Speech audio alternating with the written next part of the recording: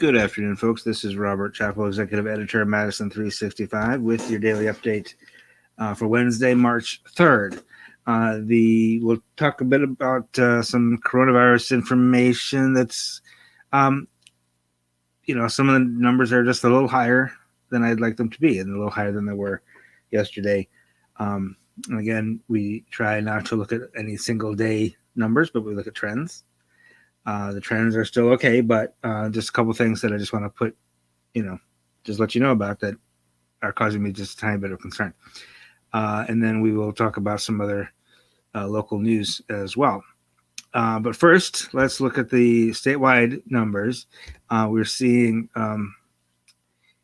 500. Sorry, I don't. There we go. The spreadsheet was locked up there for a second. 539 new cases today out of 3,800 tests. Both of those numbers are higher than yesterday. We saw Monday and Tuesday were both lower than 400 new cases, but also lower testing. So 539 new cases today. Even with that slight increase in the daily number of cases, our daily average of new cases falls to 546. That's the lowest that's been in a long time. The number that's causing me a little bit of consternation, and it probably shouldn't. I probably shouldn't worry too much about this, but the 7-day positive test rate went up to 2.4. Yesterday it was 2.1. Now, I've been saying for weeks and weeks that we want to get that down to 3. Okay, so we're still below 3. 3 is kind of the magic number when you talk to public health people, that you want a positive test rate below 3%. That indicates that you're, first of all, you're doing enough testing. Secondly, that you can kind of rest assured that you have things kind of under control. So that said, 2.4 is still fine. A little over a week ago, well, let me back up. This is that number. That 7-day positive test rate has been going steadily downward really since December. It peaked like around 14 at one point back in November or so, and has been really coming down since then. So which is great, which makes me feel like we're going the right direction, we're doing well. But also anytime it goes up even a tiny bit, I kind of start to panic a little bit, which maybe I shouldn't do. But a little over a week ago, it had been going down every day, down, until it got to 2.6. And then the next day it went up to 2.8. And I went, oh, no. And then the next day it was down to 2.4. Okay. So, and then it's gone down since then to 2.1 yesterday, and now it's at 2.4 again. So chances are tomorrow it'll go back down to 2.3 or 2.2 or 2.1, and it'll be fine. And I will have been concerned over nothing, which that's the outcome I want. It's also possible that it'll, for some reason, creep upwards some more, and then we'll talk about that when that happens. Talk about what needs to happen. Now, keeping in mind, the county, Dane County, has eased its restrictions considerably, or hasn't yet, but has announced a new order that goes into effect next Wednesday, a week from today, to significantly ease restrictions. Rock County yesterday is announced that they're easing restrictions. So if that number continues to go up, coinciding with restrictions being eased, then I'll be concerned. As it is right now, I think we're okay. Now, the other thing that makes me feel okay is vaccinations. We are now just under 9% of the population has been vaccinated. Again, we need to get that to 80%, but I feel okay about that because the daily number of new people finishing their vaccine is actually accelerating, as is the number of new people getting their first shot. Just since yesterday, just in the past 24 hours, we have 19,785 people finish their second shot, We had another 22,343 people get their first shot. This is statewide. So, there are still places where it's hard to get an appointment. And there's still questions about who's eligible and who's not, and who's priority and who's not, and all that sort of stuff. And those are important questions. And those are important things to consider. However, the faster we just get it all done, then we don't have to worry about any of that. So we are now at 525,000 people have completed the vaccine. That's about 9% of the population. About 16% of the population has gotten that first shot. That's 951,000 have gotten at least one. There have been about 1.4, almost 1.5 million doses administered. Now, again, these are both the Pfizer and the Moderna vaccines, the 2-dose vaccines. We have a shipment, or several shipments probably, of Johnson & Johnson vaccines, which are single dose. We got about 47,000 of those coming. So again, I'm not sure how that's going to be reflected in these data, but we will wait and see when those start to get administered, how they're counted and reported. So again, those the vaccine numbers are like the raw number of people getting vaccinated, and the fact that it's getting to be more people every day that are finishing it is, makes me feel okay. Still don't love the racial disparities that are happening here. People of color are underrepresented in the vaccines that have been administered. Only about 2.3%. No, I'm sorry. About 2.3% of the people who've gotten one dose are Black, and only 1.9% of those who finished are Black. Black people make up 7% of the population. So that should, if it was proportionate to the population, 7% of the people who've gotten vaccinated would be Black, and it's only 1.9. Same thing for Hispanic people. They make about 7% of the population, and they're about 1.9% of the people who've been vaccinated. It's just not proportionate. A lot of reasons for that. It's not intentional, but it's built into the system, unfortunately. But that's one of the things you get when you do it strictly by age.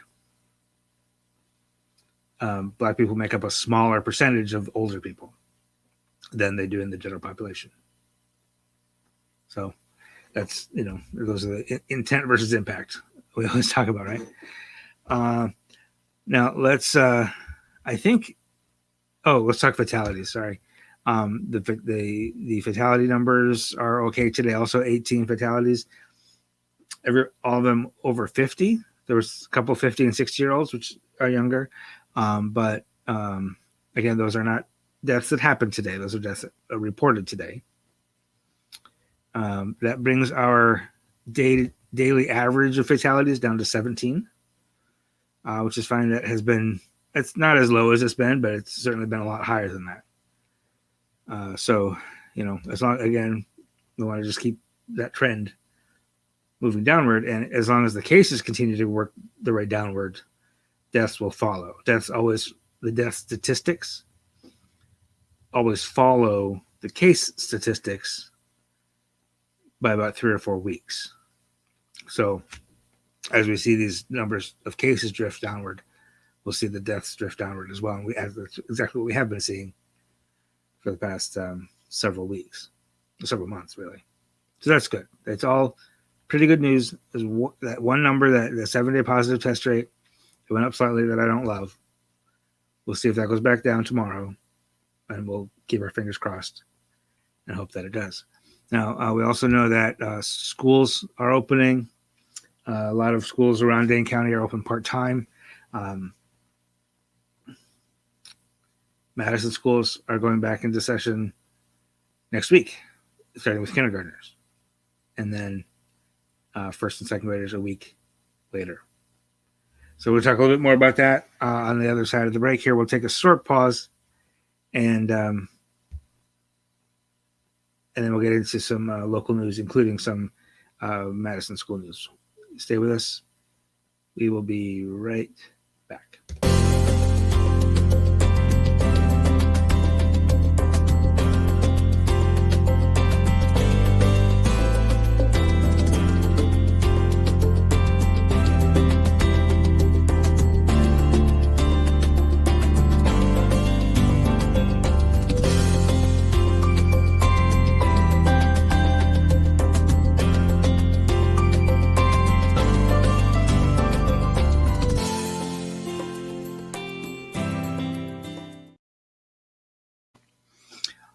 All right, so let's talk about local news. The feature we have this morning is Jovan Goodman, who is an advanced practice social worker in Milwaukee, who in 2019 had a 13-week or 13-session, I guess, class on confidence for girls.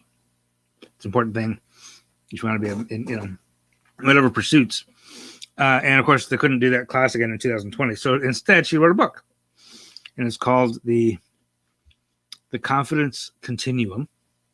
And she released the book on January 19th and sold 500 copies in the first month. So it's going well, to say the least.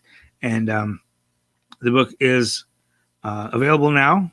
And Mackenzie Crum, our reporter, spoke with her.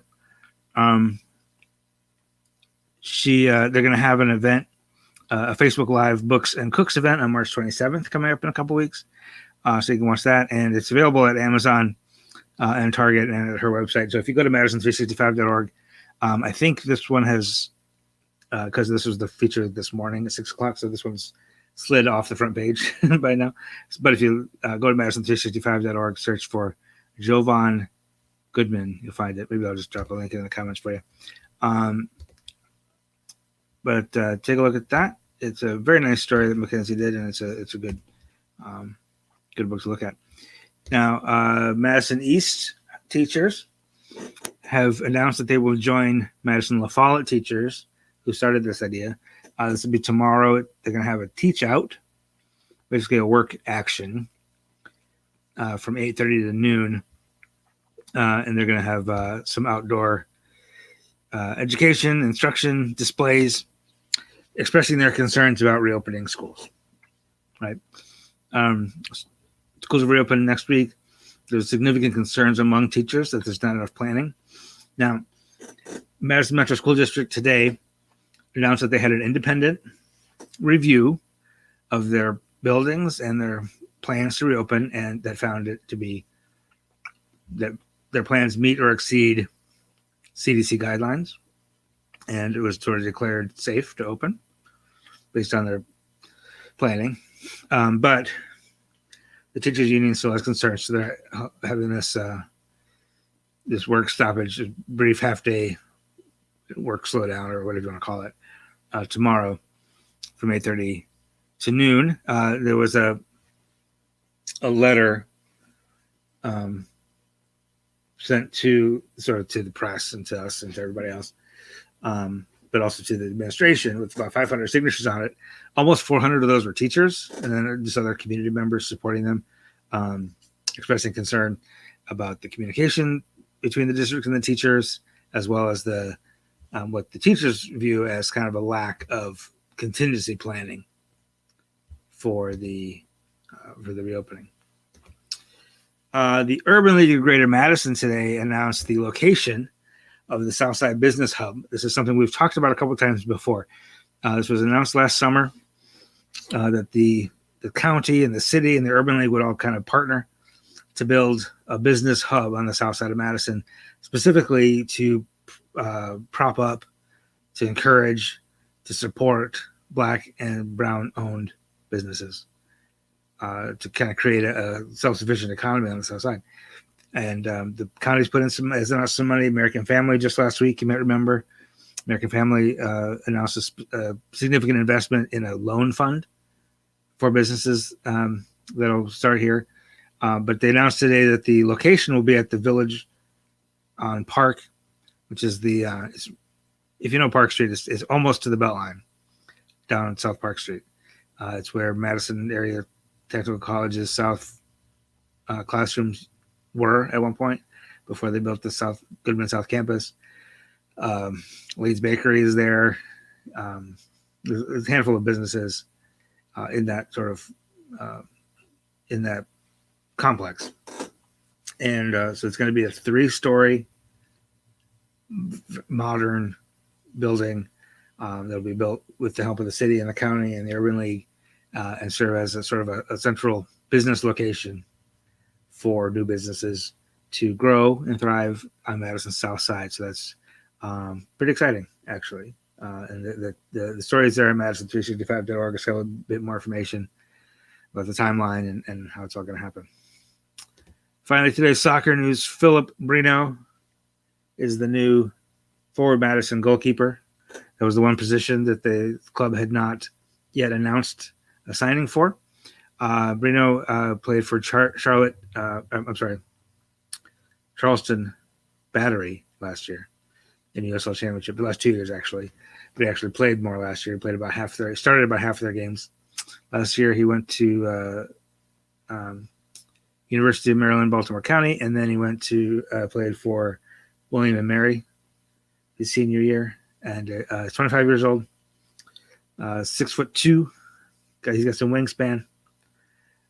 So the club has now announced at least one player in every position, and we will have more information on that. They're going to be announcing the season pretty soon with the new Dane County order that was announced yesterday. It seems, I don't know, it seems possible that they'll be playing home matches at Bree Stevens with at least some fans. So fingers are crossed there. We may have more information on that in the next few days. So that's the news I have for you today. Appreciate your attention. Appreciate your support, as always. Please subscribe on YouTube, share on Facebook, retweet us on Twitter. Help us spread not just not just our messaging or whatever, but help us spread real news. Like that's what social media needs right now. Is actual news, actual journalism spreading through people's information systems or whatever. So give us a